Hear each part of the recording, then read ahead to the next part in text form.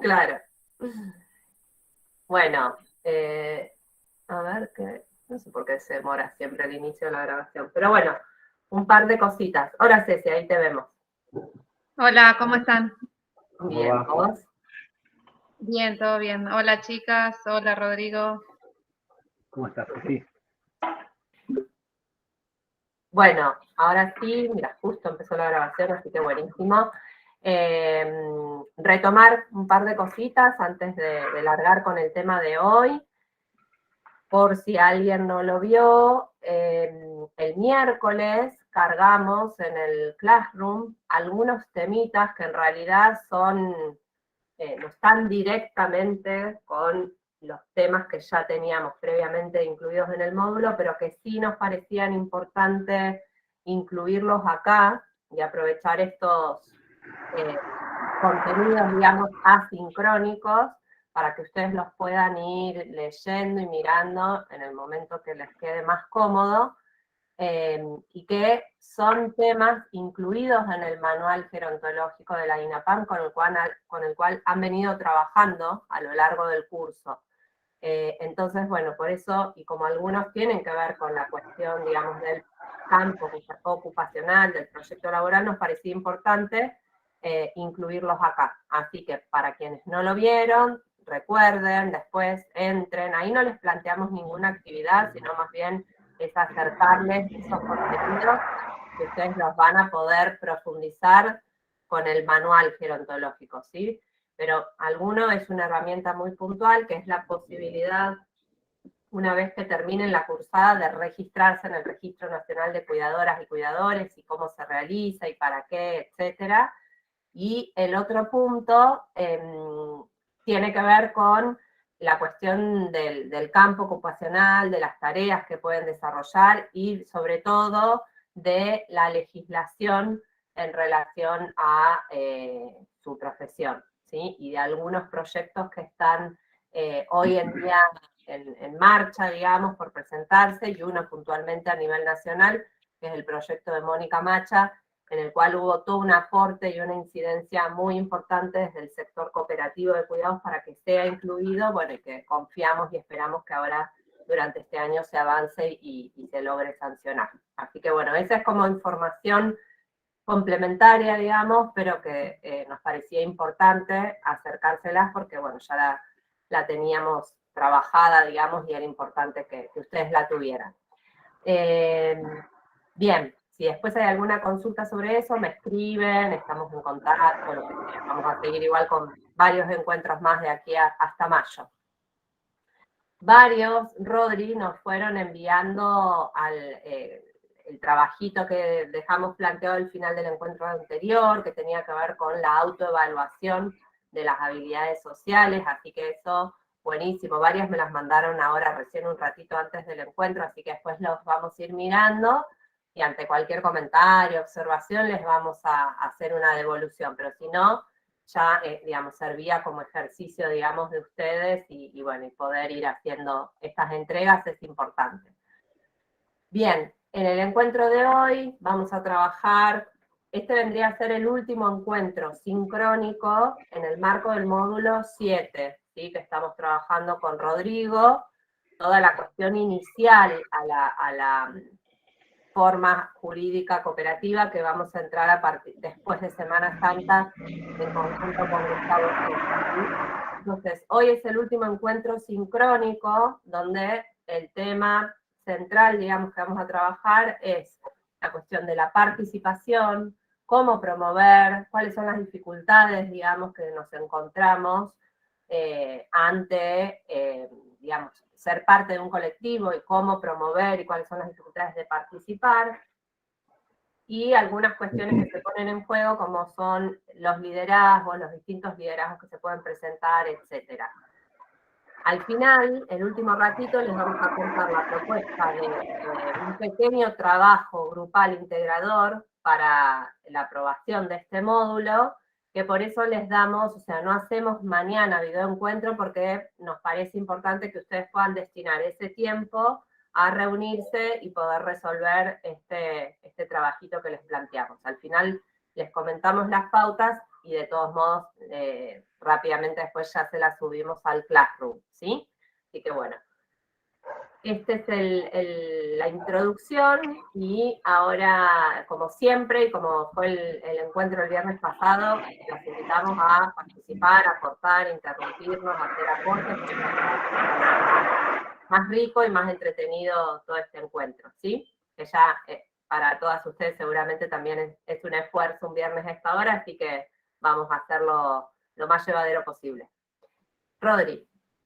Bueno, gracias Mari. Bueno, bienvenidas, ¿cómo están? A este último encuentro. Como decía Mari, vamos a trabajar sobre un tema central y luego vamos a abrir otro para que está implicado con el tema central. El tema central, como decía Mariana, es la participación, digamos, y a modo de poner en diálogo este tema con ideas que fuimos trabajando en los encuentros anteriores, nosotros mencionamos en distintos momentos, desde que empezamos a hablar de los grupos, los equipos y demás, la importancia que tiene la participación tanto para la calidad de la convivencia como para la equidad, digamos, en la distribución del poder, como, digamos, en todos los procesos de gobierno y de gestión de cualquier tipo de proyecto asociativo. Es decir, sin la participación genuina, efectiva, de los agentes, de las personas que forman parte de los proyectos asociativos, estos tienden a ser menos asociativos, literalmente, digamos, menos horizontales, y también menos solidarios, de algún modo, en la medida que no todos los agentes tiran de la misma manera para el mismo lugar, ¿no? Entonces, nosotros planteamos lo siguiente, dentro de cualquier proyecto asociativo, probablemente la participación sea el elemento más sensible, digamos. Es decir, el siguiente sentido, la participación en ningún tipo de proceso colectivo sucede. En ningún tipo de proceso colectivo, espontáneamente, las personas... Ah, me dice Juana que no se escucha bien. Voy a cambiar. Está medio raro, a ver, probá. A ver. A ver. ¿Ahora se escucha mejor? Muchísimo mejor. Sí. Pues, perfecto. Y más nítido, más nítido. Antes es como que se te pierde. Perfecto, sí, debe ser algo de la configuración. Bueno, voy sin auriculares. Bien, entonces, bueno, repongo un poco la idea que estaba desarrollando. Es decir, nosotros planteamos como premisa lo siguiente: dos ideas. Seguramente la participación sea el elemento más sensible para la convivencia y la calidad de la gestión, inclusive de la sostenibilidad de los proyectos colectivos, los proyectos asociativos.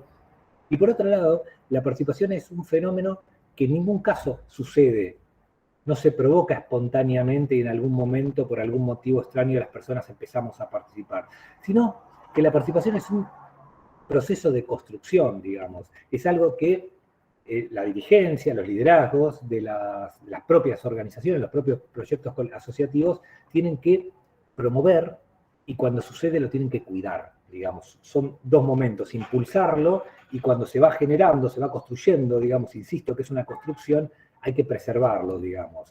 Y esto, también, digamos, hay que pensarlo como que la participación, al ser un proceso, es también resultado de la propia dinámica colectiva. Por eso, digamos, es importante en los dos sentidos, promoverla y cuidarla. Abro un breve paréntesis para ponernos de acuerdo sobre qué significa la participación, digamos, de qué hablamos cuando hablamos de participar. Y tendríamos que decir, participamos cuando somos o tomamos parte de un hecho colectivo. Es decir, la participación supone la intervención voluntaria, activa, en algo, digamos, consciente, digamos, yo estoy decidiendo hacerlo, de los sujetos en un hecho colectivo. Claro, y tiene una participación singular, una potencia singular la participación, que es la mutua transformación. Es decir, cuando nosotros participamos en un hecho colectivo, no solamente estamos transformando ese hecho colectivo, aportando nuestra experiencia, nuestra trayectoria, nuestra práctica, nuestro cuerpo, digamos, a ese proceso, sino también nos vamos transformando nosotras mismas en ese sentido, digamos. El hecho de la participación transforma también a los sujetos participantes, no solamente, pero también a los hechos participados. Entonces, me parece central pensarlo en ese término de doble potencialidad, digamos. Una potencialidad sobre el hecho colectivo y también una transformación en el ámbito de la subjetividad, en el ámbito de lo que nos pasa dentro a las personas que estamos siendo parte, que estamos sintiéndonos parte de ese hecho colectivo. Ahora, una primera pregunta sería, bueno, ¿qué nos pasa cuando participamos, digamos? ¿Qué sucede cuando participamos? Claro, en términos, digamos, individuales, en los hechos que participamos, lo primero que hacemos es tender a corresponsabilizarnos, digamos, a sentirnos copartícipes del resultado final, digamos. Y esto nos aproxima, nos involucra, pero también nos genera aprendizajes específicos la participación, nos genera una motivación, digamos, y la participación en ese sentido supone una especie de círculo virtuoso, por decirlo de esa manera, a la medida que nos genera mayor empoderamiento, mayor identificación, mayor motivación, y termina generando, a partir de esos aprendizajes, mayor capacidad creadora del ser humano, digamos, ¿no? Nos fortalece, digamos, fortalece el aporte, termina fortaleciendo en un círculo virtuoso el aporte individual que hacemos a ese hecho colectivo a partir de la propia participación, ¿no? Entonces nosotros partimos de la premisa de que la participación es un elemento sensible porque es determinante en la calidad de la gestión, en la calidad de la vida, de la convivencia colectiva, de cualquier tipo de proceso colectivo. Y agrego una cosa, cuando pensamos en la participación, la definimos, decimos, bueno, pero ¿qué es necesario para que se produzca la participación? Bueno, en cualquier tipo de proceso colectivo, para que haya participación tiene que haber al menos 3 cosas. El poder participar, el saber participar, digamos, tener la capacidad instalada para hacerlo, el querer participar, digamos, tener la sensibilidad para hacerlo, y a su vez el que exista una infraestructura que me posibilite hacerlo. Es decir, estos 3 elementos nos dan pistas de cuáles son las líneas de trabajo esenciales que tiene que trabajar cualquier proceso colectivo para pulsar y motivar la participación de los agentes. Y repito, instalar capacidades para que esos agentes, para que esas personas puedan ser parte, efectivamente. Porque la voluntad es importante, pero no sirve la voluntad solamente. También hay que trabajar sobre la voluntad, también hay que trabajar sobre la sensibilización de la importancia, digamos, de que las personas participen en los hechos colectivos, sí. Y después, tampoco nos es suficiente si nosotros decimos solamente instalamos capacidades y sensibilidades, si al momento de definir el sistema en el cual nosotras formamos parte, aportamos al hecho colectivo, no existen canales, mecanismos, instancias claves, conocidas, legitimadas, para que las personas participen. Entonces las organizaciones, los procesos colectivos tienen que pensar que todo esto es, digamos, es un fenómeno complejo que se puede trabajar básicamente de esos 3 lados, digamos, capacitar, sensibilizar y disponer de mecanismos para que eso suceda y para que eso suceda de manera eficaz. Generalmente nos tendemos a centrar en una de las 3 cosas. Y esto es frustrante, digamos, porque si intentamos participar en un hecho solamente con buena voluntad y no sirve, digamos, se nos queda corto, digamos. Si lo hacemos con capacidad pero sin voluntad nos queda corto. Y si tenemos esas 2 cosas y nos falta la instancia que nos posibilite hacerlo, materializar ese ser parte del hecho colectivo, también nos vamos a quedar cortos y vamos a generar situaciones de frustración. Y después vamos a encontrar, y acá abro un poquito el espectro, los encontramos desde nuestro lugar de trabajo, digamos, de la universidad, del Chubut y de la UNTREF, en muchas situaciones en las cuales dirigencia de las organizaciones nos dicen, no, los socios, las socias, los trabajadores, trabajadoras no participan porque no quieren. Porque la sociedad de consumo, el individualismo, está bien, esos son argumentos, digamos, robustos, legítimos. Sin embargo, a nosotros nos parece un argumento parcial, en la medida que se está desresponsabilizando la organización del impulso de la participación. Y es bastante cómodo decir, bueno, no participan porque no quieren. No, está bien, no participan porque hay una cultura, digamos, la participación es disruptiva culturalmente. Sin embargo, la responsabilidad de impulsar y sostener y cuidar eso es la organización. Digamos, no es aceptable en su totalidad la idea de, no participa porque no quieren. ¿Escuché un ruido? Juana levanta la mano. Juana. Sí. Hola, sí. ¿Cómo estás? Quería aportar un poco a esto que decías respecto de la mirada que hay sobre la participación o no, sobre el interés que pueda tener una comunidad de participar o no. Y esto tiene que ver con la idiosincrasia de una comunidad. porque hay muchas maneras de participar, o sea, es diferente una comunidad rural donde la gente no se ve habitualmente, pero se encuentra esporádicamente en algún evento o en algún hecho solidario porque se ve motivada a participar justamente por un hecho solidario, pero que no participa de otro tipo de eventos sociales, digamos, que una comunidad más urbana donde la gente se encuentra todo el tiempo y tiene la posibilidad de interactuar de otra manera. Entonces, hay diferentes maneras de participar. Por ahí, visto desde un solo sector, se va a ver como que y la gente es más apática, no quiere participar, pero tal vez no van a participar de una reunión porque no les da el tiempo, por las distancias o porque están muy cansados por sus trabajos, pero si los incentivás o les pedís alguna ayuda solidaria o algún tipo de tarea específica, sí lo van a hacer. Entonces, esa también es una manera de participar. O sea, por ahí no es la que se ve habitualmente, pero sí es una manera de participar. Y también es una manera de construir, porque opinión, pensamiento, digamos, para transmitir siempre todos tenemos. Esa es mi visión. Estoy de acuerdo, Juana, afina mucho el planteo inicial, es decir, en el siguiente sentido, tomo lo que decías y digo, claro, la participación en ningún caso supone todas vamos a hacer todo, no, claro. Y acá vuelvo también a focalizarme en la responsabilidad de la dirigencia, digamos, o de los proyectos colectivos en sí mismos, para potenciar, digamos, y tratar de, no me sale la palabra, bueno, afinar, digamos, dónde aporta cada uno. Hay una responsabilidad que tiene que ver con conocer a las otras personas para ver exactamente dónde y cómo puede aportar. Porque, insisto, no es, como vos decías, ¿no? Participar no es a la totalidad, una persona participa en todo. No, participamos donde nos interesa, donde nos sentimos útiles, digamos. Uno de los limitantes más grandes que hay de la participación es cuando participamos y nos frustramos en el intento. Vamos a una asamblea del edificio, vamos y no vamos nunca más, porque es realmente frustrante.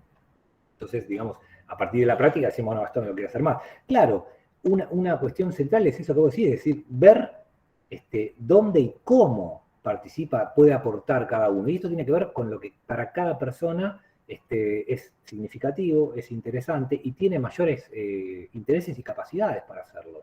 Está muy bien, digamos, porque si no terminamos en la idea, que es muy tramposa, de todas las personas participan en todo. No, y eso no es así, digamos, es totalmente...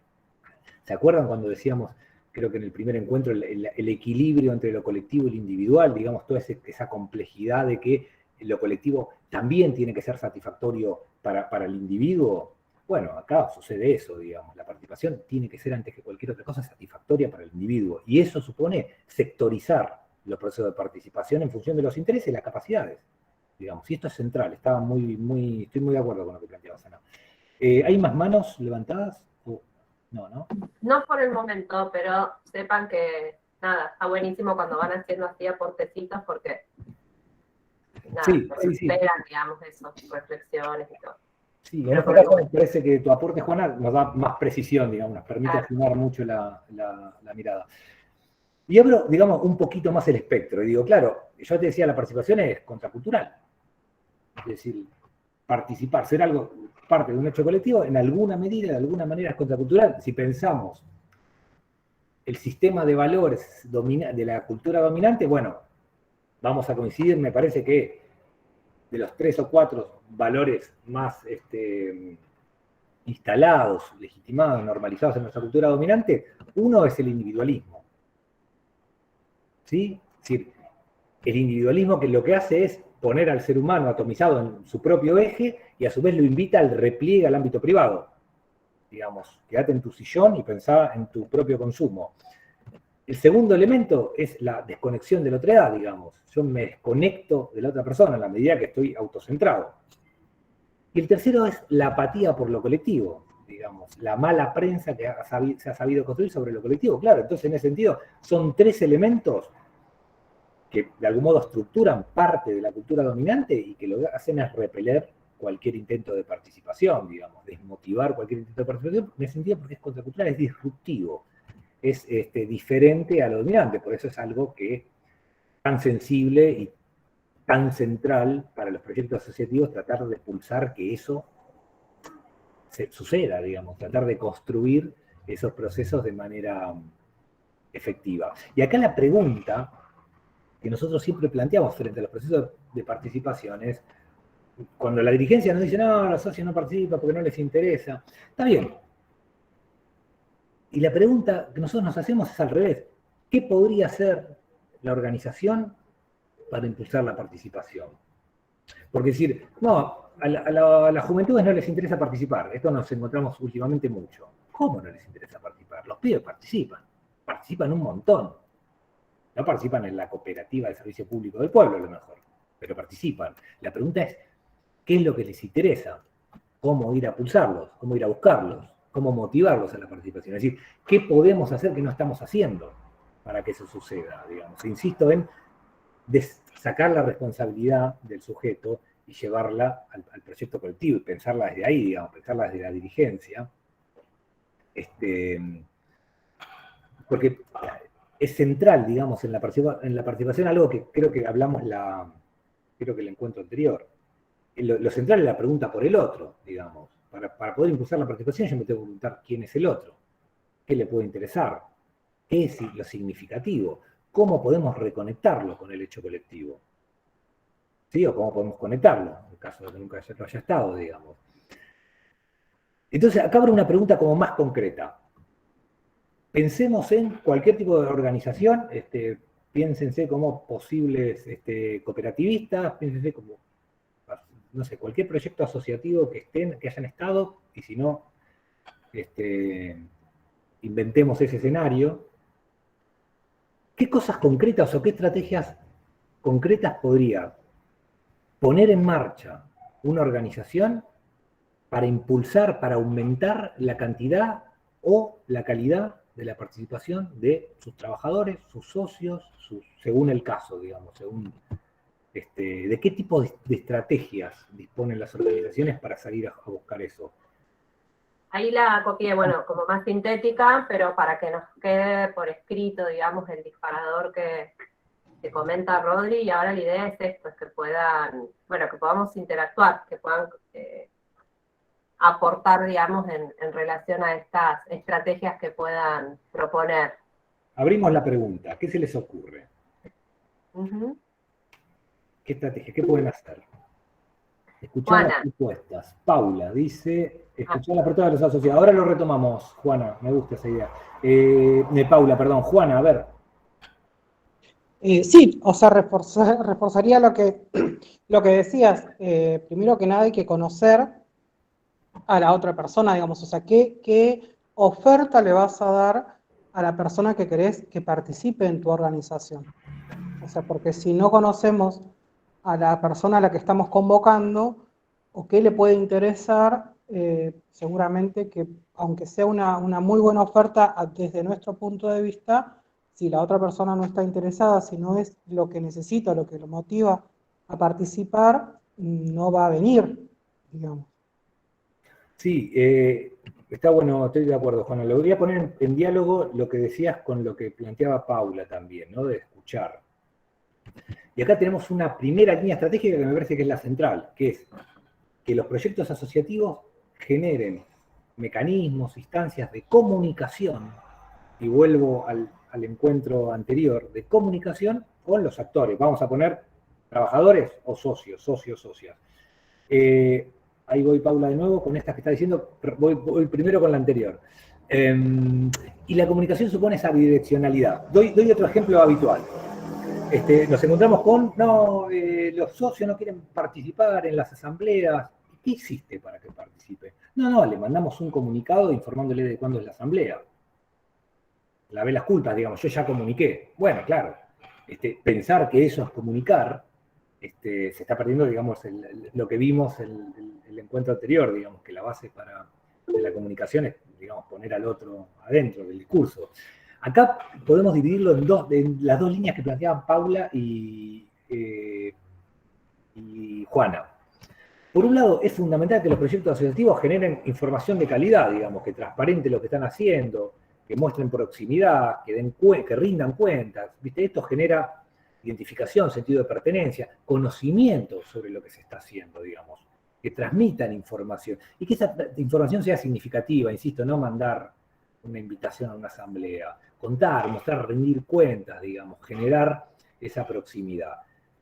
Pero antes de mostrar, está la otra parte, digamos, establecer distancias para escuchar, para comprender, otra vez para incluirlos en el discurso. Es decir, entender que lo fundamental, en última instancia, para la participación, o el punto de partida, es que esas personas que yo quiero que participan sientan que tienen voz, que generan la posibilidad de un diálogo, digamos, que son escuchadas por la dirigencia, por el proyecto, por la organización, que la organización conoce cuáles son sus intereses, sus expectativas, sus necesidades. Otra vez, volver a poner en común, conectar.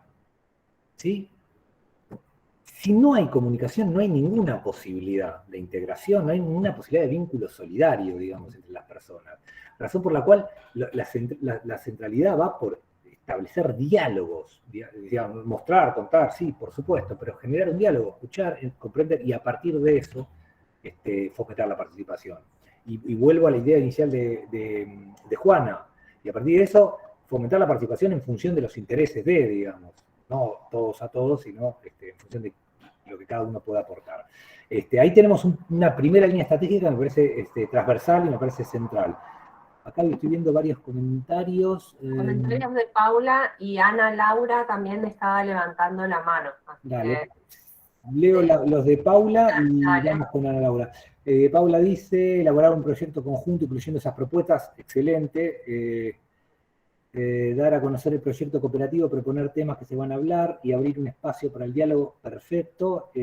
Juana, establecer objetivos claros en las actividades de la organización. Perfecto, luego voy a retomar estas ideas de elaborar un proyecto conjunto y establecer objetivos claros, que me parece que están muy, muy hermanadas. Antes tiene la palabra... Ana Laura, y después Ceci. Dale, Laura y Ceci.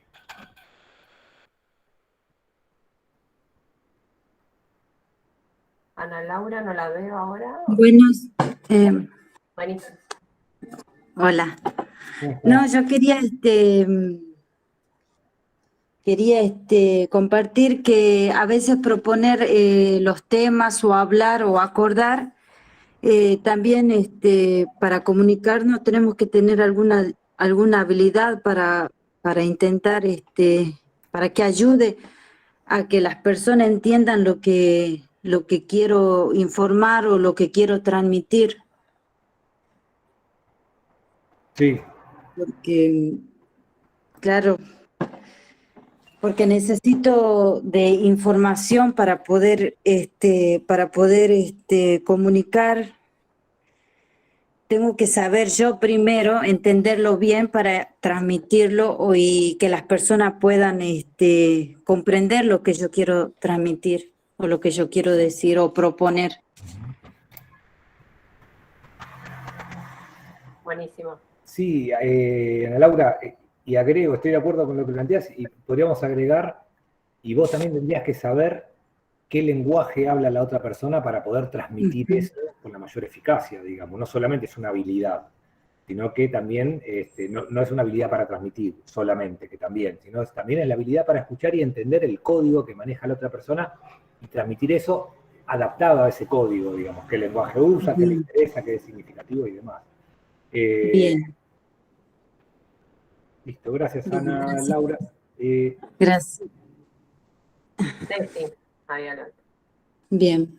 Bueno, no, yo la verdad que con esto que están hablando, pensaba, mañana tengo la asamblea de la cooperativa de acá de Puyén, en esto que decía Rodrigo de, ¿queremos que la gente participe? Como que, en realidad como pensarnos, ¿no? Como antes de, bueno, ¿por qué no vinieron? Pero queremos que vengan, ¿quiénes queremos que vengan? Porque acá dentro de cada organización también se genera como estos grupos, subgrupos, que ya hablamos la primera vez que estuve con ustedes, donde hay conflictos, donde hay gente que quiero que esté, que hay cosas que no quiero escuchar. Entonces desde ahí pensaba como algo muy concreto. La cooperativa de acá nos mandó un mail y listo, si lo viste y se acabó. Entonces esto de que muchas veces se juega dentro de las organizaciones y a veces no queremos que participen todos, implícitamente, ¿no? O a veces queremos que participen más, pero esto que decían, y no sabemos bien cómo hacer, o lo estamos haciendo de manera errónea, sin saberlo. Entonces, como que estos juegos también hay dentro, ¿no? De estos grupos que se conforman como de, bueno, sí quiero que participen, pero a la vez hago cosas que no favorecen o que quiero que venga determinado grupo. Y pensaba en eso, porque mañana me toca estar en una asamblea que fue comunicada medio así nomás. Medio no comunicada. Sí, es tal cual eso, y sobre todo pasa en organizaciones grandes, en cooperativas de servicios públicos, en muchos casos, digamos, la participación como declamación, digamos, como declaración de intenciones, y después, claro, la participación incomoda, porque, digamos, cuanto más participación exista, cuanto más fluya la participación, menos enquista el poder, más circula el poder, digamos, más se distribuye. Entonces, lógicamente, esas trampitas que vos mencionás, claro, son, por un lado digo, muy importante la participación, por otro mando un mail, digamos, a una cuenta que ojalá nunca lo reciba, digamos, porque no me interesa en el fondo que participa, porque pone en jaque mi propia estructura de poder. Estoy de acuerdo, digamos, y pasa, y eso también tiene que ver con la cultura de... Para que eso haya sucedido es porque han logrado durante muchos años que no haya participación real, digamos. Entonces se han enquistado y la pueden bloquear haciendo ese tipo de trampas, digamos, ¿no? Estoy de acuerdo, está interesante. Juana dice, con respecto a lo que dice Cecilia, hay que tener cuidado con las alianzas dentro de los grupos. Sí, más que cuidado, hay que también pensar qué es lo que hay, digamos, siempre hay alianzas dentro de los grupos. Hay que ver que esas alianzas convivan sanamente. Siempre va a haber alianzas, siempre va a haber mayores afinidades, más en los grupos grandes. La cuestión es que las alianzas no supongan un enquiste del poder, digamos, que no amenacen nunca la democracia.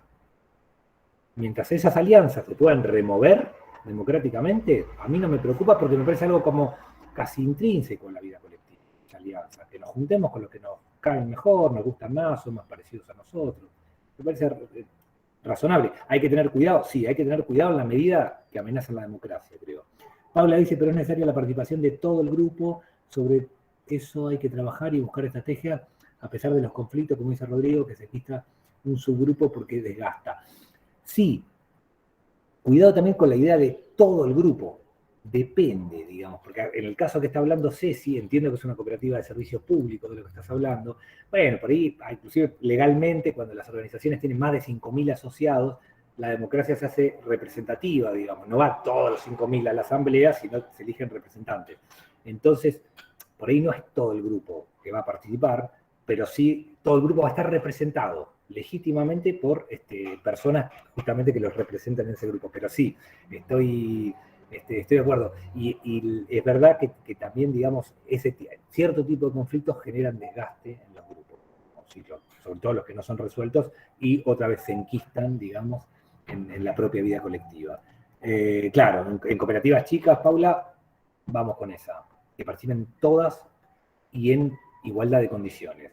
Pero no tampoco significa que todas hagan todo, digamos. Eso la participación pensémosla como distintos niveles y distintas formas.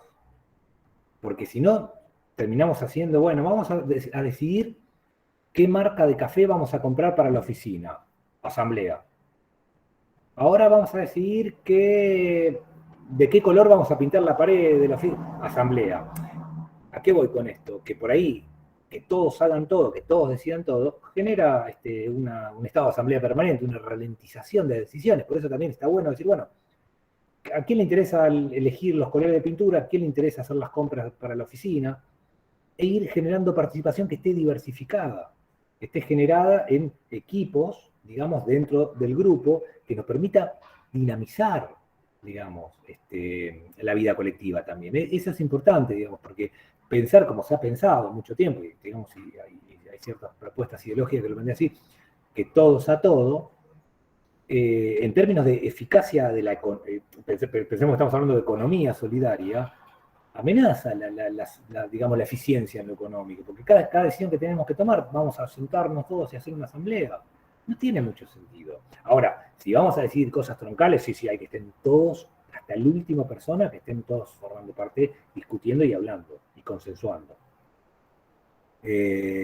Claro, me refería a cooperativa, chico, claro, se entiende la idea. Bien, Paula. ¿Hay más manos levantadas? No. Bueno, había retomar dos cosas que planteaba, pero bueno, las voy a poner como estrategias, digamos, en sentido propositivo en este caso. Dos líneas estratégicas centrales son la capacitación y la sensibilización, digamos. Y ahí, por ejemplo, parte central de lo que se capacita en las cooperativas es sobre cooperativismo, digamos, aunque parezca una redundancia. Y tiene mucho sentido, porque se explica herramientas del cooperativismo, se explican dinámicas del cooperativismo, no solamente conceptos, sino instrumentos específicos del cooperativismo. Por ejemplo, toda la cuestión de la toma de decisiones grupales es una cosa relativamente compleja, digamos, que hay que pensar en dinámicas, que hay que pensar en instrumentos específicos para tomar esas decisiones. Bueno, esas son capacitaciones específicas que se podrían hacer para dinamizar también la participación. Y también la sensibilización, digamos, todos los procesos que traten de incidir en la construcción de sensibilidades que cambien las conductas, que cambien los patrones de conducta de las personas, también me parece que son muy útiles a la hora de promover ese saber y ese querer participar, ¿no? E insisto en ese participar, ¿cómo? Participar en qué procesos y participar de qué manera, digamos. Eso es central decidirlo. Después hay otro tipo de estrategia que voy a tomarlo, lo decían ay, ya me perdí, perdón. Paula, dar a conocer, no. Acá, Juana, establecer objetivos claros y elaborar un proyecto conjunto incluyendo esas propuestas. Bien, me parece que acá podemos sacar algo, una estrategia en concreto. Es decir, tratar de incluir, diría yo en general, a los actores en todos los procesos colectivos, digamos, en todos los procesos colectivos no, me refiero a, por ejemplo, vamos a hacer un plan estratégico. Que estén todos adentro, que estén todas adentro, esto me parece central. Vamos a definir objetivos estratégicos. Busquemos metodologías participativas para pulsar la opinión de todas las personas, para ir a buscar las perspectivas, las miradas de todas y cada una de las personas, digamos. Esto me parece central, porque es tratar de incluir en procesos de toma de decisiones, como por ejemplo planificación, diagnóstico, definición de objetivos, esto me parece clave como estrategia.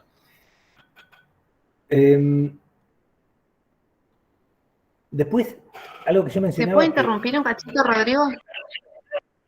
Claro, sí, dale. No, en esto que vos hablás, que tiene que ver también con capacitación empresarial, digamos, ¿no? Con esto que decís de plantear objetivos, de plantear... ¿Sí? ¿Más o menos me decís? Sí, más o menos, sí, pero a ver, dale.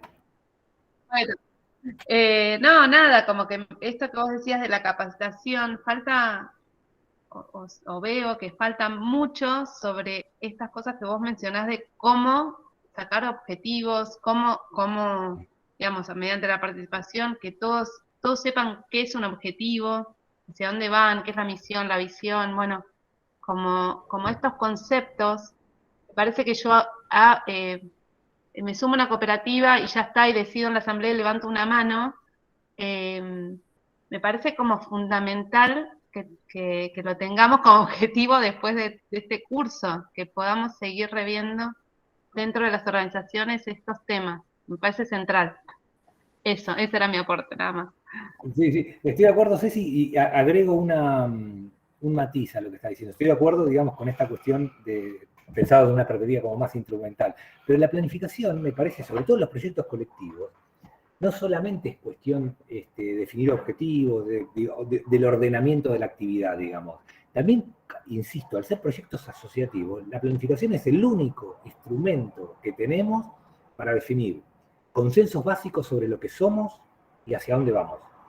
Es decir, el único instrumento que tenemos para solidificar y poner en común una identidad común es la planificación. Por eso es fundamental, en la medida que a partir del proceso de planificación, al inicio podemos decir consensos básicos. ¿Qué somos? ¿Qué queremos lograr? ¿Cuáles son las estrategias centrales? Esos elementos, en el caso de una empresa de capital, son irrelevantes, porque quien decide es el capital, digamos. Entonces, la razón por la cual no necesita que haya una identidad común con las personas que trabajan.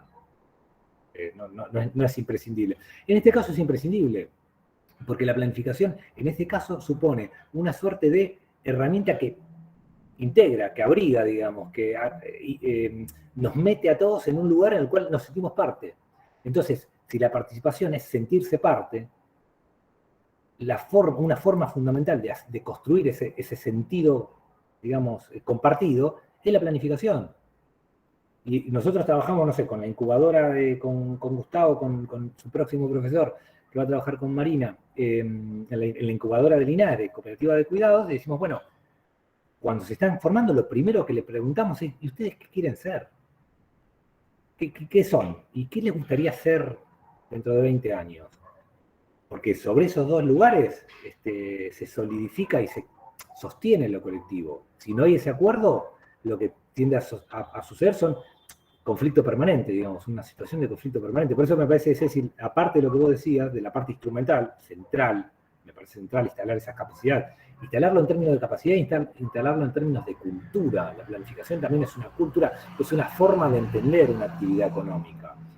Aparte de esa parte, también me parece importante pensar la planificación en términos de construir una identidad común y negociar acuerdos de base, acordar, digamos, es decir, ¿para dónde vamos? Los consensos, digamos, los pilares sobre los cuales se asienta lo colectivo, digamos. Eso me parece central pensando en la sostenibilidad de los proyectos. Y después, aparte de lo que mencionaba, es fundamental que las organizaciones, aparte de tirar toda esta cosa de la comunicación, la capacitación, la sensibilización, el involucramiento de los actores en los procesos de decisiones colectivas, también generen instancias precisas para la participación. Que exista, digamos, que todos sepan, entiendan cuándo, dónde y cómo existe la posibilidad de participar. Digamos, estos mecanismos que decía, esta estructura que decía al principio, esto es central y es una estrategia tan importante como toda la anterior, digamos, porque sin eso, lo anterior tampoco tiene mucho sentido. Y en general vuelvo a esta idea de pensar lo relevante que es que los procesos de participación sean satisfactorios para las personas, que le encuentren sentido, que le encuentren gusto de hacerlo, que no sea solo sacrificio y renuncia, sino no se sostiene en el tiempo, que la participación también le devuelva algo a la persona. Por eso, por ejemplo, cuando decía, creo que Paula o Juana en un comentario, bueno, a partir de lo que dicen las personas, poder definir objetivos, poder hacer planes, bueno, es una forma de devolverle. Lo que vos dijiste, lo escuchamos, lo entendimos y lo estamos haciendo tal cosa a partir de lo que vos dijiste. Eso es una forma de retribución, de devolver, de dar alguna forma de satisfacción. Porque si entendemos la participación solamente como sacrificio y renuncia, otra vez, podemos hacerlo, podemos sacrificarnos y renunciar, pero lo vamos a hacer durante un tiempo, no lo vamos a hacer durante un largo periodo de tiempo. Entonces, la sostenibilidad está condicionada también a la capacidad de lo colectivo de generar la satisfacción en el plano individual. Entonces, digamos, todas estas estrategias lo que buscan es que los trabajadores, las trabajadoras, socios, según el caso, se sientan parte de, digamos, es decir, y vuelvo a pensar, para pensar la problemática de la planificación es importante no conformarse con el argumento de que la gente no participa porque no le interesa. ¿Sí? La clave es mirar para adentro y decir, bueno, ¿qué podríamos hacer? ¿Qué no estamos haciendo? ¿Qué estamos haciendo mal? ¿Hasta acá vamos bien? ¿Preguntas, dudas, reflexiones? Paula dice sí.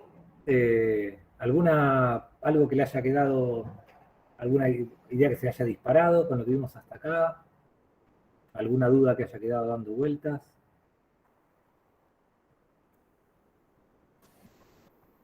Vamos bien. Vamos bien. Bueno, entonces, recapitulando.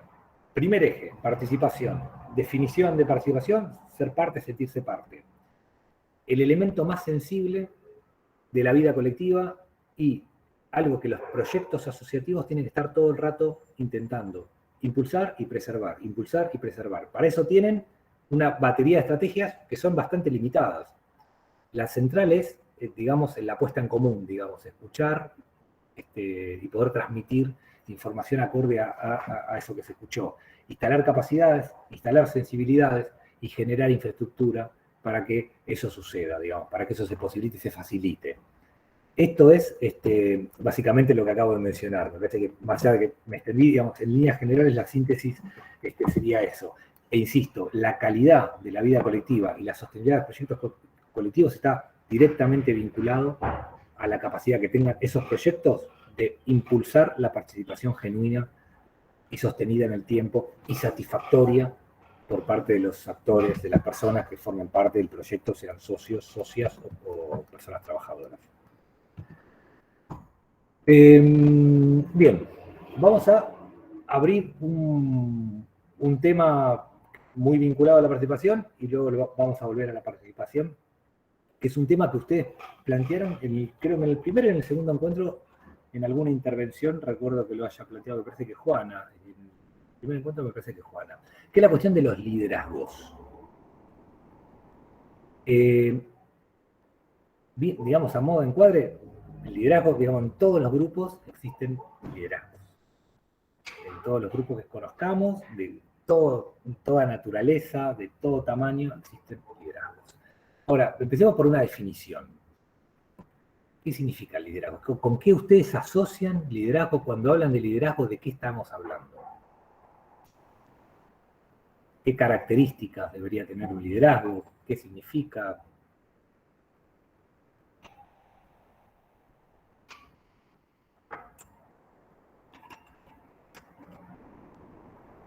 Conducción, dice Paula. Bien. ¿Qué más? ¿Qué más?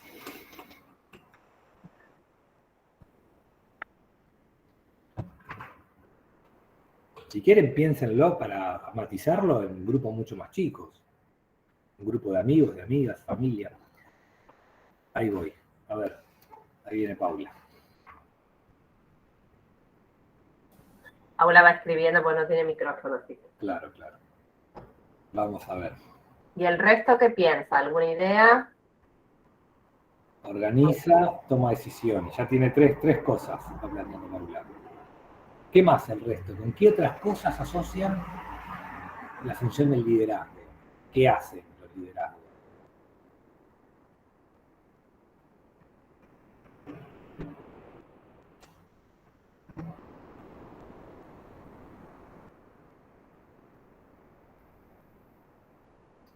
Juana, empatía, escucha empática, capacidad organizativa, acompaña, emotiva. Bien. Ya van saliendo como más matices, digamos. Empezamos con la conducción, organización, toma de decisiones, y acá aparece otro elemento que es acompañar y motivar, digamos, que ya es otro tipo de característica. O puede ser lo contrario, ahí me perdí, Natalia.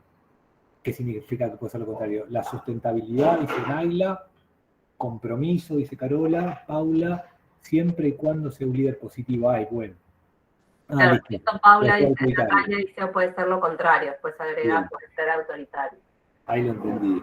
Ahí bien. Acá aparece un matiz interesante que plantean tanto Paula como Natalia. El liderazgo puede ser positivo o no, digamos. No hablamos de una función que sea buena per se, ¿no? Si nosotros vamos a la raíz de la palabra liderazgo, la etimología viene, digamos, es una adaptación, digamos, una especie de anglicismo, una adaptación castellana a una palabra inglesa, que tiene que ver básicamente con lead, digamos, tiene que ver con guiar, dirigir y conducir. acá aparece la primera acepción que planteaba Paula. El que conduce, el que guía, el que orienta, digamos. Acá aparece la primera acepción, digamos, como más etimológica, si se quiere. Ahora, ampliemos un poco la perspectiva. El liderazgo es un proceso grupal básico, es decir, en todos los grupos existen liderazgos, ¿sí? Lo digo en plural. Y este proceso grupal básico básicamente consiste en un conjunto de capacidades que puede tener un sujeto en un momento dado, en un proceso dado, para ejercer influencia de manera estable sobre otras personas. ¿Sí? Acá aparece la primera cuestión, digamos, con todo el matiz del mundo. Es decir, el liderazgo supone poder ejercer influencia de manera estable sobre otros. Pero matizo, no estamos hablando de una cosa totalitaria. No. El liderazgo puede suponer que una persona puede ejercer influencia sobre otros de manera regular en un tema, en un proceso, en un momento. No es que significa que influya a todos, no significa eso. Ahí aparece la idea esta que planteaba de totalitarismo, no, autoritarismo o líder negativo, digamos. Cuando uno concentra todo, bueno, ya esa es otra cosa, digamos, no sé si lo llamaría liderazgo como tal. Y acá Claudia dice capacidad de marcar objetivos, humildad, responsabilidad, carisma. ¿A qué te referís con estable por un tiempo determinado? Paula pregunta a qué me refiero con estable, me refiero a un tiempo determinado, con estabilidad, digamos, que no sea excepcional. O sea, por ahí podemos influenciar a alguien de manera puntual. Eso no significa liderazgo, eso significa la capacidad de persuasión excepcional, ¿no? Bien. Entonces digo, claro, pueden establecerse, digamos, en esa función de liderazgo personas que tengan capacidad, y acá sí, y vuelvo otra vez, de inspirar, de guiar, carisma, motivación, claro, dirección. Y el liderazgo tiende a ser como una especie de modelo, de referencia. Ahora, insisto en pensar esto en términos sectorizados y en términos de función. Es decir, yo no quiero que entremos a hablar de líder en ningún momento, ni de una cosa totalitaria. Que hablemos de liderazgos y hablemos de esta idea aplicada de manera sectorizada. Piensen en una familia. Fíjense que puede ejercer liderazgos,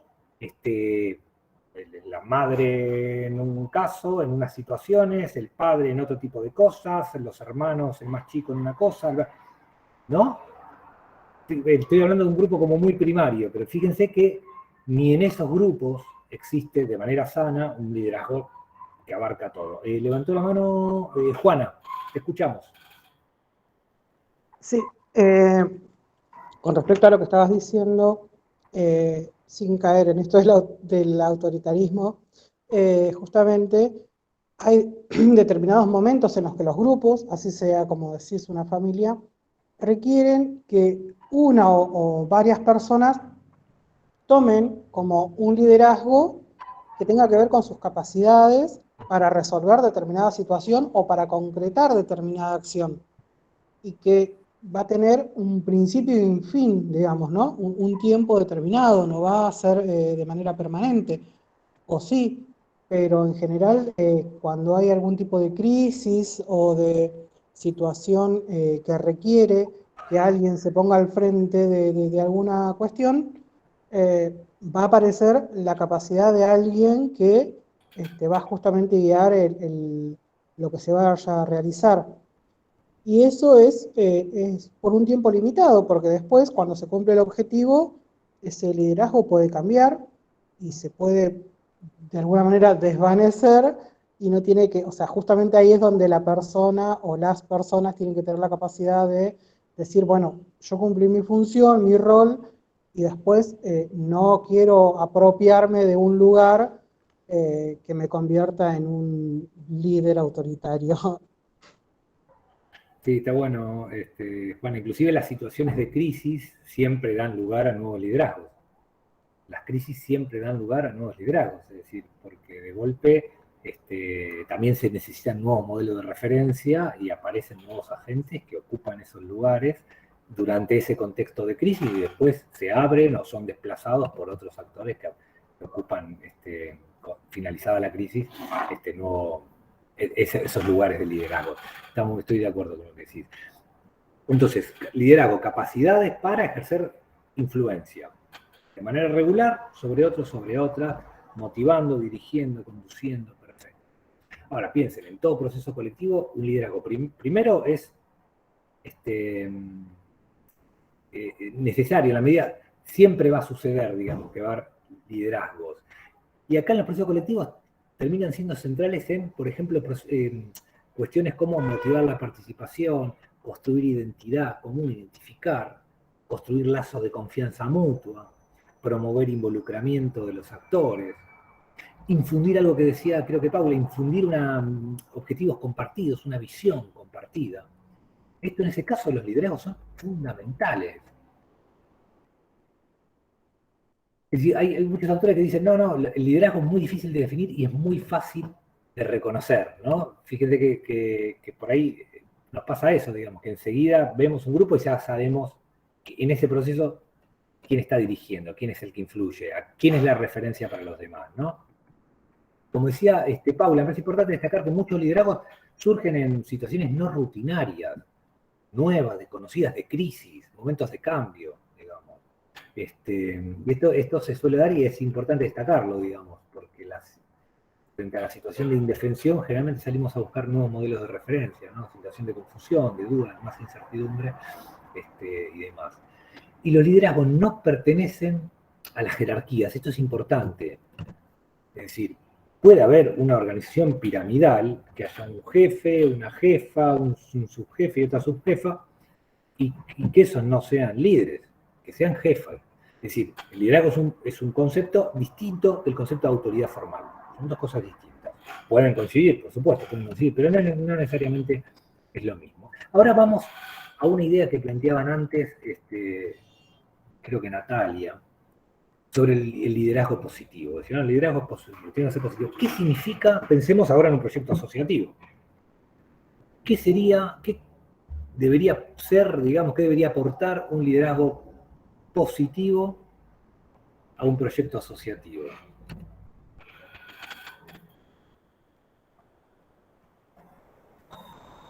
¿Qué significa un liderazgo positivo en un proyecto asociativo?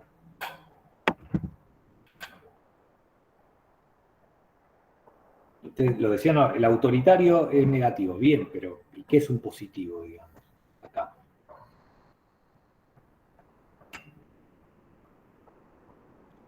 Y es una persona que motiva, es una persona que sabe escuchar, es una persona que trata de conocer cómo es su grupo y trata de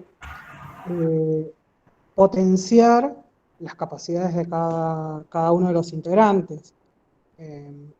Y también reconoce esto de la caducidad del liderazgo cuando se cumplen los objetivos para los que ese actor, como decías, cumple ese rol de liderazgo. Excelente, Juana, sí. Yo le voy a sintetizar lo que acaba de decir en 3 cosas. Un liderazgo es positivo cuando su accionar, su conducción, su orientación, su guía, su motivación va hacia los objetivos comunes. Fundamental, digamos. Es decir, va hacia la consecución del proyecto colectivo, hacia la consecución de aquellos horizontes que unen a las personas. Primer elemento, digamos. ¿Por qué? Porque acá, claro, volvemos a la idea de liderazgo no positivo. Bueno, podemos ejercer influencia para que las personas contribuyan a mis propios objetivos. Bueno, eso es negativo. Acá aparece un elemento, digamos, podemos ejercer influencia para intereses de una facción del grupo. Y eso sería negativo. Primer elemento, es decir, toda la potencia conductora, orientadora, motivadora, va hacia los objetivos comunes. Segundo elemento, un liderazgo positivo en un proyecto asociativo es aquel que también contribuye a la cohesión del grupo. Es digamos, que el grupo constituya un todo común en la diferencia, digamos. La cohesión no significa la anulación del individuo, sino que el individuo se integra en un todo del que se siente parte. Y esto es central, claro, es un elemento, digamos, nodal de cualquier proyecto colectivo. Entonces, segundo elemento es decir, que la capacidad de ejercicio de influencia contribuya a apiñarlo al grupo, digamos. ¿Sí? A que sea un todo, digamos. Otra vez, que no se parta, que no se generen facciones, que no se generen subgrupos y demás. Y el tercer elemento, que es algo que venimos hablando todo el tiempo, que está muy vinculado con lo que vos decías, Juana, también. Un liderazgo positivo es aquel que también sea capaz de generar satisfacción a los sujetos que forman parte de ese proceso colectivo. Es decir, tres cosas: que contribuya a los objetivos colectivos, que cohesione el grupo y que también genere su trabajo satisfacción individual.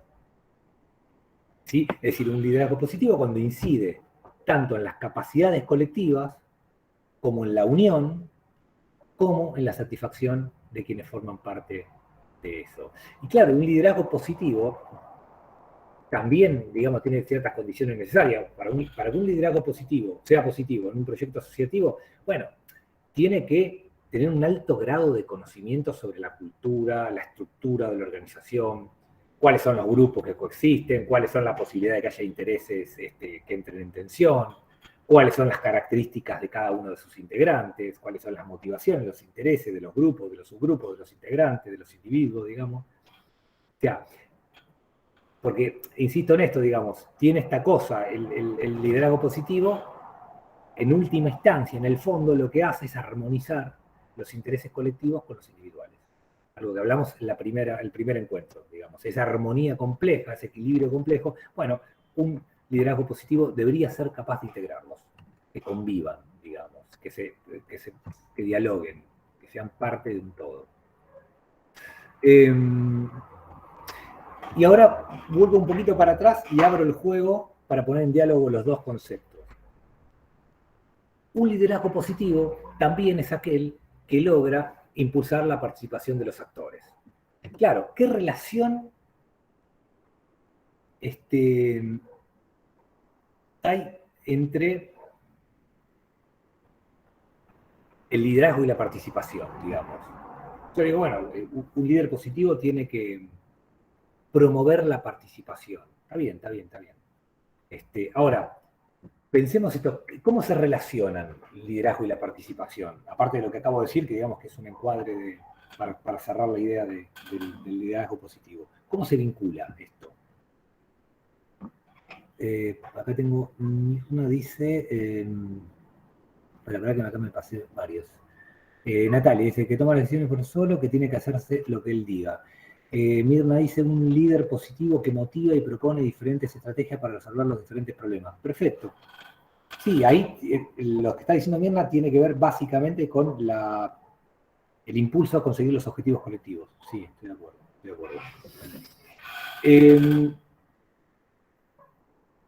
Relación repito la pregunta,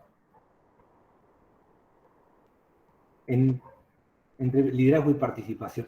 Voy a plantearlo al revés, para darle más precisión a la pregunta. ¿De qué manera un liderazgo puede incidir negativamente en la participación?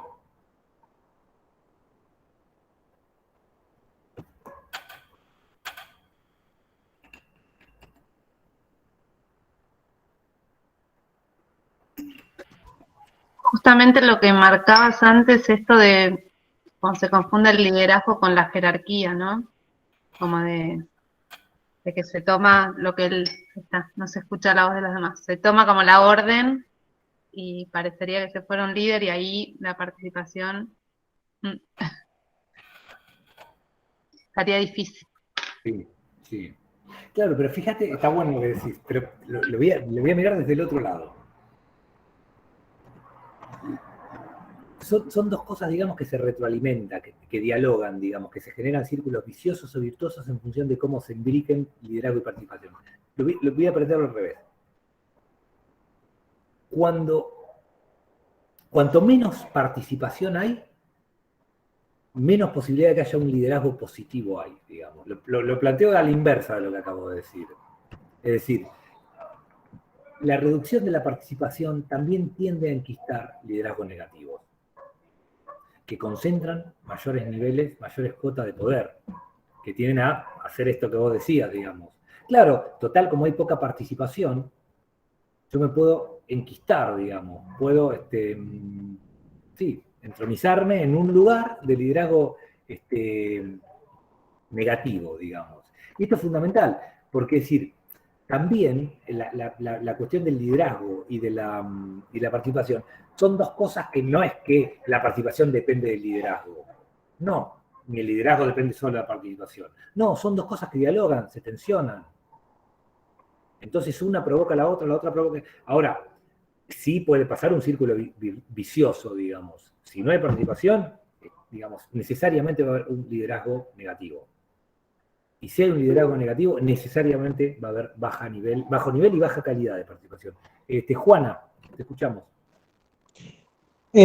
Un liderazgo positivo, o sea, la participación, el beneficio que aporta hacia un liderazgo positivo es que de alguna manera nutre, alimenta, da crecimiento al grupo, porque cuanto más personas, más opiniones, más puntos de vista, más capacidades queden de relieve dentro del accionar de un grupo, ese grupo va a crecer, porque cuando a la inversa, cuando hay menos participación, como decías, y se tiende al autoritarismo, a enquistarse en un lugar, es como que se te van cerrando, se te van terminando las ideas, básicamente, ¿no? Es como que uno deja, o la persona, o el líder, o el grupo dirigencial, deja de retroalimentarse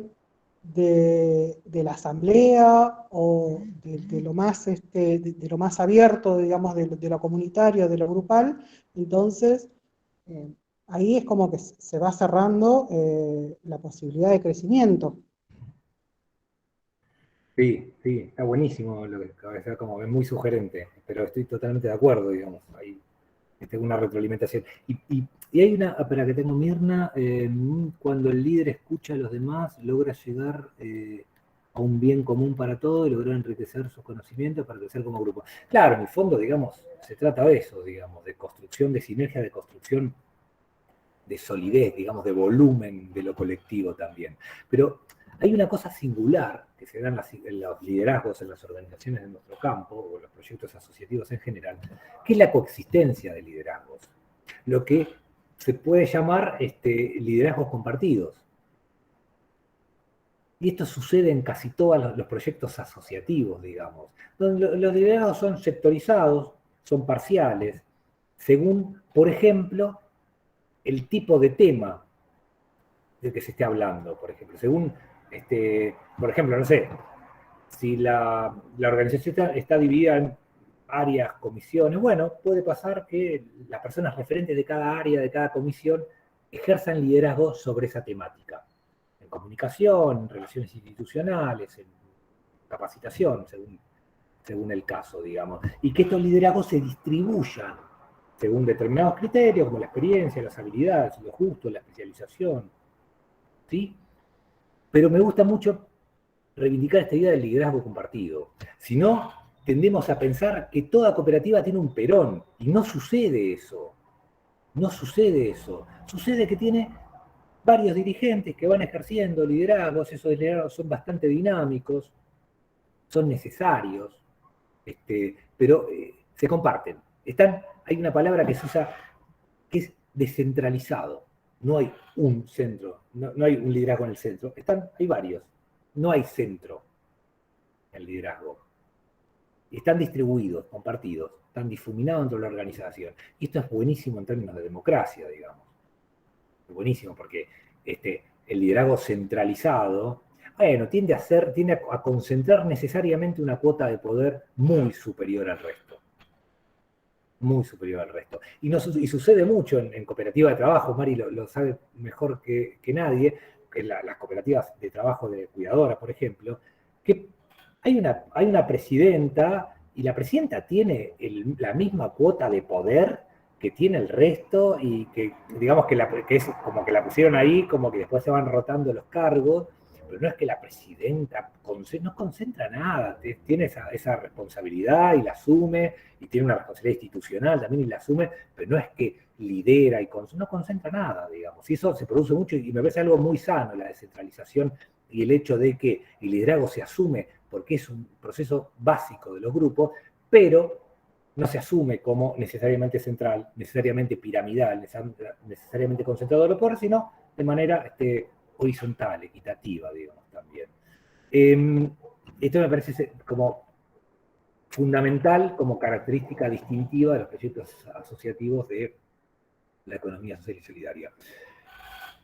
Y ahora les hago otra pregunta.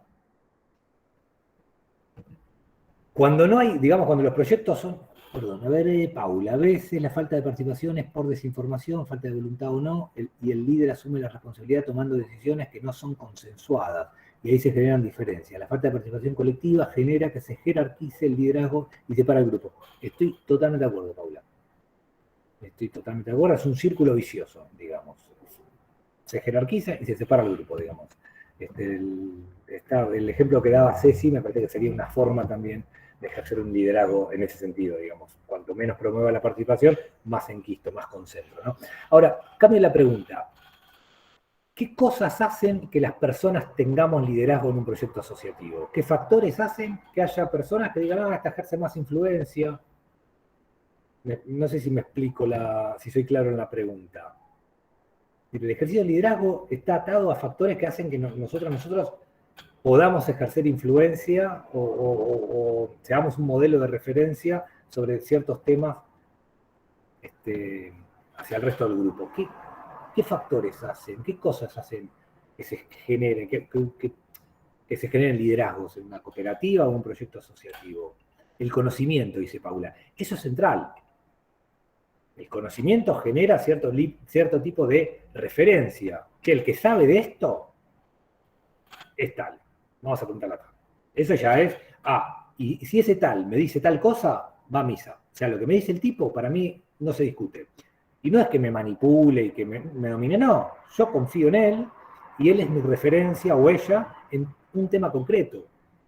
Y en nuestro equipo de trabajo que compartimos con Marina, nos pasa eso, digamos, che, ¿qué cosa? Pregúntale a tal del equipo. Y lo que diga ese tal, ni lo cuestionamos, ya lo tomamos probado porque esa persona es nuestra referente, es nuestro liderazgo en ese tema. Dice Paula, la experiencia, segundo elemento. La trayectoria, digamos, la experiencia y el conocimiento. ¿Qué más? ¿Qué otras cosas? La confianza. Sí, también, digamos. Que la confianza creo que es una consecuencia de los dos anteriores, del conocimiento y de la experiencia. Creo que es una consecuencia. ¿Qué más? ¿Qué otras cosas hace que se construya el liderazgo? ¿Qué factores? Que se construyan o que consoliden o que se fortalezcan. Hay algo que vimos en el encuentro anterior que también es un factor de liderazgo, que son las habilidades sociales. Las habilidades sociales también son un factor que en proyectos asociativos contribuyen a los liderazgos, digamos. Una persona que en una asamblea tiene la capacidad en 5 minutos, a escucha activa, dice misma, tal cual, o a partir de la escucha activa en una asamblea, una persona puede encuadrar un tema en 2 minutos, bueno, digamos, está haciendo en ese caso, en ese contexto, en esa situación, una referencia. También en los proyectos asociativos, la elección democrática es el... Claro, bueno, en realidad el liderazgo es una construcción grupal, Paula. O sea, yo no digo, ahora yo soy el líder de este grupo. No. Ustedes van a decir, nosotras vamos a decir quién es el líder o la lideresa de este grupo en este contexto o en tal situación. Esto creo que tendría que haber dicho al principio, es fundamental y me viene al pelo lo que decís, Paula. El liderazgo es una construcción del grupo. No es que uno determina o una determina que va a ejercer el liderazgo. El grupo decide quién ejerce el liderazgo en cada caso. Que depende de los factores que está diciendo Paula ahora, conocimiento, experiencia, habilidades sociales, escucha activa. Y también hay algo específico de los proyectos asociativos que tienen que ver con el liderazgo, que generalmente genera mucha legitimidad en las cooperativas, el proyecto asociativo en general, mucha legitimidad, fortalece el liderazgo, aquellas personas que generan las instancias colectivas. El que convoca, vamos a juntar, vamos a hablar, que dialoga, que convoca, que consulta constantemente, digamos, que abre, que dinamiza el diálogo, que promueve, propone lo colectivo con forma de construcción, también eso suele derivar en solidificar o en generar liderazgos. Desligar responsabilidades. No sé a qué te referís, Andrea, y qué significaría desligar responsabilidades. Quizás sea delegar, Andrea, delegar responsabilidades, como distribuir responsabilidades entre otras compañeras, compañeros.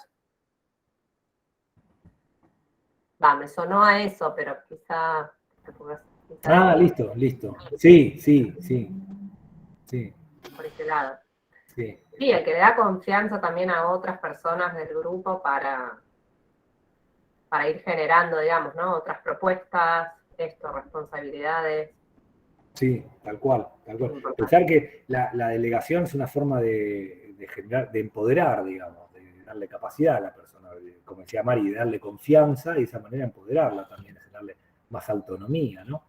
En general, ese tipo de factores, sobre todo los que mencionó Paula, más un par que agregué yo, son factores que repercuten tanto en la calidad como en la legitimidad de los liderazgos en los proyectos asociativos, digamos, que son factores internos que hacen a la organización o externos que pueden hacer a la organización, en relación, digamos, al contexto, ¿no? Voy a una idea, digamos, como para apuntalar, digamos. Insisto, cuando pensamos en los procesos de liderazgo en nuestras organizaciones, pensemos siempre en liderazgo que promueven la participación y que promueven la democracia, digamos. Vamos a las antípodas de lo que planteaba, creo que Paula al principio, de los liderazgos autocráticos, autoritarios, decía, verticalistas, digamos. Esto, digamos, el modelo de liderazgo participativo democrático lo que hace es repercutir en la calidad de la convivencia colectiva, digamos, y por ende la sostenibilidad de las organizaciones, digamos. Y también generan círculos virtuosos en materia de promover la solidaridad, la confianza, digamos, la equidad, la cooperación entre los actores, digamos, generan algo que es esencialmente bueno para la vida colectiva. Y esto sucede que en la mayor parte de los casos esos liderazgos se ejercen entre varias personas. Y es algo que nosotros consideramos totalmente sano. Y volviendo al principio, el liderazgo y la participación son dos factores que están absolutamente, mutuamente condicionados. En la medida que uno sea bueno, en la medida que uno sea positivo, el otro lo será y viceversa. Entonces, me parece que son los dos factores, digamos, la participación y los liderazgos, son dos factores que hacen, digamos, muy sensibles en la medida que son singulares en el caso de la economía social o en el caso de los proyectos asociativos en particular, y hacen a la sostenibilidad de las organizaciones, porque los dos elementos, un liderazgo positivo y una participación plena, de calidad, genuina, contribuyen a sostener las organizaciones en el tiempo en la medida que identifican, generan una identidad común y un sentido de pertenencia y un involucramiento que son imprescindibles para que cualquier proyecto asociativo funcione. Por eso son dos cosas que hay que cuidar. Que hay que cuidar mucho. Bien. Preguntas, observaciones, reflexiones. No sé si he sido claro, si estamos hasta acá siendo claros en la exposición o hay Si hay dudas. preguntas, inquietudes, observaciones o algo en relación también a experiencias que hayan pasado, súper claro, dice Andrea, decía esto, ¿no? En función también de experiencias que hayan pasado, quizá en algún grupo, o las compañeras de Amulén, si tienen así alguna cuestión para compartir. Si no, si les parece, si te parece, Rodri, podemos ir aproximándonos al cierre y comentarles sobre todo cómo va a ser el trabajito final integrador, digamos, del módulo. Sí, me parece bien. ¿Vamos? ¿No hay preguntas u otros comentarios? Bien. Todo muy claro. Bueno, Paula, ahí les voy a...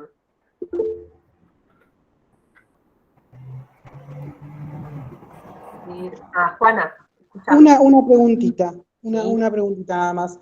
En un momento de la charla dijiste que liderazgo no es lo mismo que jerarquía dentro de una organización.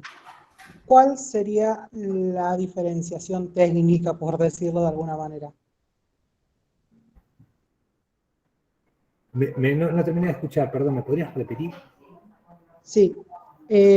La diferencia entre liderazgo y jerarquía dentro de una organización. Bien, sí, muy pertinente. La jerarquía es cuando en una organización piramidal uno tiene poder formal sobre otro, es decir, está dentro de la cadena de mando. Uno está, digamos, supeditado al poder del otro. Por ejemplo, un supervisor supervisa a un trabajador. Eso es la cadena de mando, eso es jerarquía, eso es autoridad formal. Es decir, el supervisor puede llamarle la atención al trabajador y el trabajador no puede hacer lo propio con el supervisor. Me refiero a que hay una relación de verticalidad. El liderazgo, digamos, dado que, bien, si estoy claro en esa definición, agrego, eso no significa que el supervisor tenga la capacidad de ejercer influencia sobre el trabajador.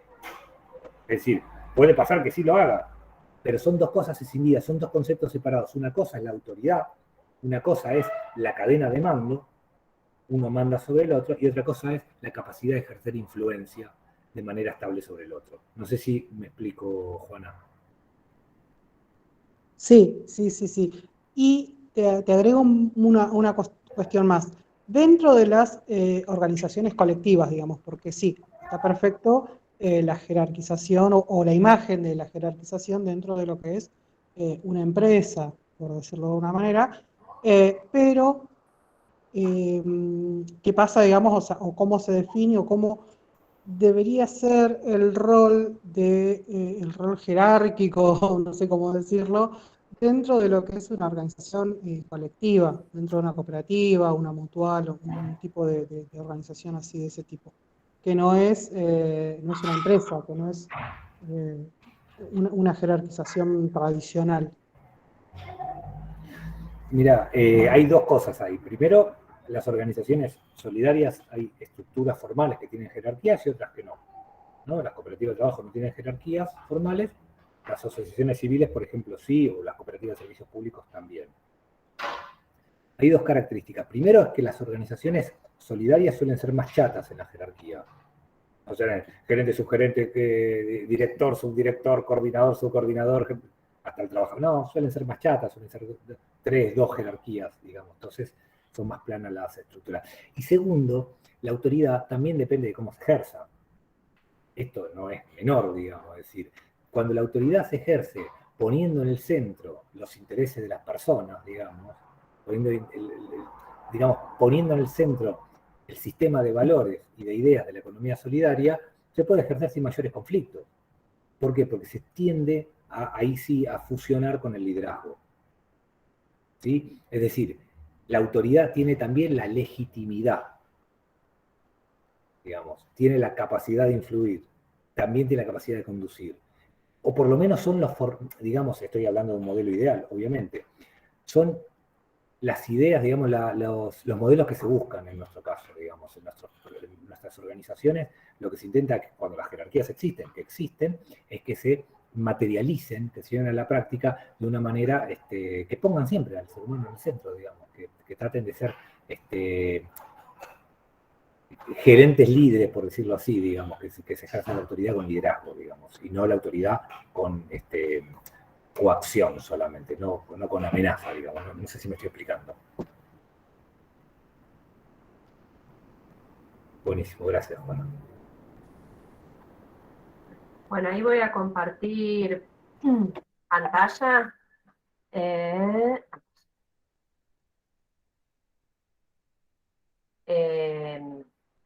Bueno, la idea, para cerrar el módulo 7, veníamos diciendo que mañana no vamos a hacer encuentro sincrónico, pero sí estimulamos a que quienes puedan, y por afinidad, cercanía, y como se vienen reuniendo quizá en trabajos anteriores, puedan juntarse para resolver este breve trabajo final integrador que está, por supuesto, directamente abocado a consolidar los temas que venimos trabajando desde que iniciamos el módulo en el encuentro presencial, ¿sí?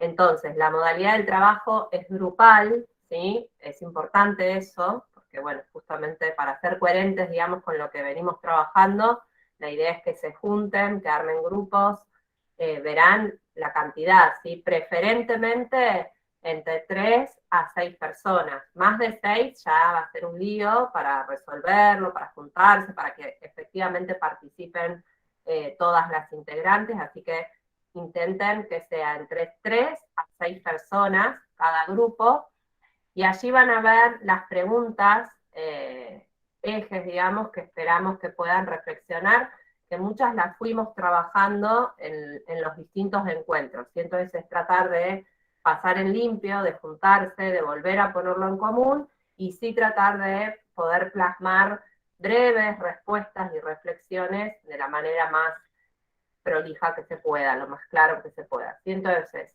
planteamos ahí, ¿qué ventajas e inconvenientes tendría un trabajo colectivo en servicios de cuidados respecto a realizar el trabajo de forma individual, ¿sí? Como una pequeña comparación?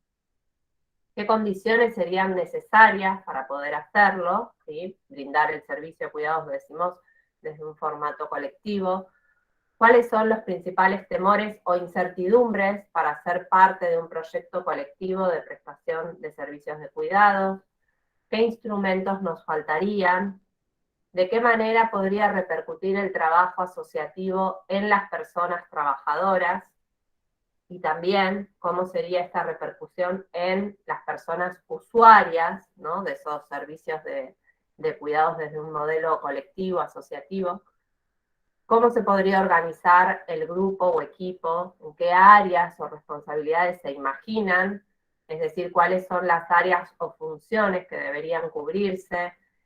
¿Qué mecanismos se podrían desarrollar para prevenir y o abordar conflictos? Señalar estrategias para estimular la participación y el compromiso de las y los asociados en el colectivo, con el colectivo. ¿Qué características deberían tener los liderazgos para promover la participación de las integrantes y evitar la concentración del poder en un proyecto asociativo? ¿Sí? Son varias preguntas, pero todas las estuvimos trabajando, las estuvimos viendo, entonces ahora la idea justamente es una propuesta integradora, que vuelvan a reunirse, que vuelvan a conversarlo, a poner en común sus apuntes, sus ideas, ¿sí? Y poder plasmar esto en un trabajo que no necesariamente tiene que ser extenso, pero sí lo más claro y lo más participativo posible dentro del grupo, ¿sí? Que sirva también para volver a poner en común estas ideas, a dialogar, a llegar a ideas consensuadas. En el trabajo, por favor, no se olviden de poner los nombres de todas las personas que integran ese grupo, y lo pueden enviar o a mi correo electrónico, que ahí lo indico, o a través del Classroom, que ahora luego ya a continuación se los vamos a subir. Es decir, lo vamos a subir como tarea, entonces también puede luego una integrante del equipo poner responder esa tarea y se adjunta la actividad, ¿sí? Si ese modo les resulta confuso o no lo ven claro, me lo envían directamente por correo electrónico. Y si también por el correo no están muy habituadas, lo pueden enviar por WhatsApp a Mariana y ella nos lo reenvía, ¿sí? También está abierta esa posibilidad. La idea, la propuesta es que traten de tenerlo para el miércoles que viene, así todas se van a las Pascuas y a Semana Santa liberadas de esto, y ya nos reencontramos posteriormente a Semana Santa con el módulo 8, ¿sí? Ahí, como veníamos anticipando, vamos a trabajar con Gustavo Sosa, abogado del CES de UNTREF, que es coordinador a su vez de la incubadora de cooperativas de cuidados del INAES, así que bueno, va a ser un módulo también muy nutrido, donde ya nos vamos a meter en cuestiones bien formales de las cooperativas, pero además sí que puedan terminar ese módulo con un escenario y un mapa, digamos, de la experiencia y de la realidad, digamos, que están teniendo hoy en día las cooperativas de cuidados, ¿sí? En esa línea, por ejemplo, en uno de los encuentros, ya tenemos la confirmación, va a participar la presidenta de la primera cooperativa de cuidados del país, que está en Resistencia, en Chaco, es la cooperativa Soltrecha, y bueno, estoy segura, porque ya hemos trabajado mucho con Josefina Sánchez, que les va a gustar muchísimo escucharla, porque bueno, es conocer, digamos, la experiencia que ha transitado ella como líder de ese proyecto colectivo y su cooperativa en todos estos años, que no sé si la mencioné, pero el año pasado han cumplido 20 años de existencia como cooperativa de cuidados. Así que es un momento que seguramente les va a movilizar un montón, así que vamos a apelar a que asistan, a que participen y a que aprovechen a preguntarle un montón de cuestiones que tengan que ver tanto con lo formal de la cooperativa como con todos estos temas que venimos trabajando con Rodrigo, que tienen que ver con los conflictos, con ella como líder, qué obstáculos han transitado. Bueno, van a poder aprovechar ese momento seguramente para despejar todas estas dudas o incertidumbres, ¿no?, que planteamos también ahí en el trabajo, que pueden presentarse, o temores, ¿no?, en relación a un proyecto colectivo. Así que bueno, ese es el modo en que vamos a seguir. Ahora entonces, tienen este trabajo, es importante que se junten, que lo resuelvan, que lo envíen, ¿sí? Lo vamos a tener en cuenta como parte, digamos, del desarrollo y de la aprobación del módulo. Y retomamos con Gustavo Sosa esperen que dejo de compartir, si no quedó medio a ciegas en la pantalla. La semana que viene tenemos Semana Santa. El próximo videoencuentro va a ser el viernes 22, ¿sí? En ese primer videoencuentro, que vamos a trabajar más que nada conmigo, digamos, va a ser como introductorio, digamos, a contarles en términos generales, digamos, la experiencia que vienen transitando las cooperativas de cuidado, el potencial, etcétera, y en el siguiente encuentro ya con Gustavo, las cuestiones ahí más duras, digamos, en relación a la formalidad de la cooperativa, ¿no? Cómo se conforma, cuáles son los derechos y obligaciones, todos los aspectos legales, contables en general, pero bueno, no se asusten porque vamos a tener varios encuentros y después posibilidades de preguntar, repreguntar, etcétera, ¿sí? Y después también, por las dudas, ya lo saben, pero por alguna consulta también que estoy recibiendo, nos quedaría el último módulo, el 9, donde vamos a ir como afinando algunas cuestiones, y vamos a cerrar con un encuentro presencial el 20 y 21 de mayo, ¿sí? Ahí con otro Gustavo, que es Gustavo Halti. Bien, en relación a esto último, ¿alguna pregunta o inquietud? Yo ahora mismo, cuando terminamos este encuentro, les subo al Classroom estas pautas del trabajo integrador que leía recién, para que ya lo tengan a mano. Les vamos a poner a disposición también, como hicimos al finalizar los encuentros anteriores, un PowerPoint que tiene las ideas centrales que desarrolló hoy Rodrigo, y también esta grabación para que cualquier cosa puedan revisarla, puedan descargarla, la tengan a mano, y también que le puedan contar a las compañeras que no han podido asistir a este encuentro, que miren la grabación y que participen con ustedes en alguno de los grupos del trabajo final, ¿sí? ¿Alguna pregunta? ¿Comentario, inquietud? Si no, quedamos en esto, les subimos estos materiales, el trabajo, y quedamos. Esperamos su trabajo, que nos lo envíen, no se olviden de poner los nombres, y nos reencontramos el viernes 22 a las 6 de la tarde. De todos modos, lo vamos a ir recordando a través del Classroom. ¿Vamos? Gracias, Ceci, por sumarte. Gracias a las chicas, compañeras, compañeros, porque veo ahí, no me acuerdo el nombre del compañero, pero vi que estaba por ahí, de Amulén. Gracias, Rodri. Mañana no se entrega, el miércoles 13. Sí, Mirna, el miércoles 13. Yo ahora lo subo en el Classroom. ¿Ah? Así que tienen unos días, por eso mañana les liberamos de videoencuentro porque esperamos que ese tiempo lo dediquen a este trabajo integrador. Así que seguramente después de esto ya se pueden ir organizando en sus grupitos según cómo venían trabajando, ¿sí? Bueno, gracias a todas y a todos. Gracias, Rodri. Un abrazo grande, gracias a ustedes. Fin de semana. Chao, que descansen. Chao, chao. Chao, chao.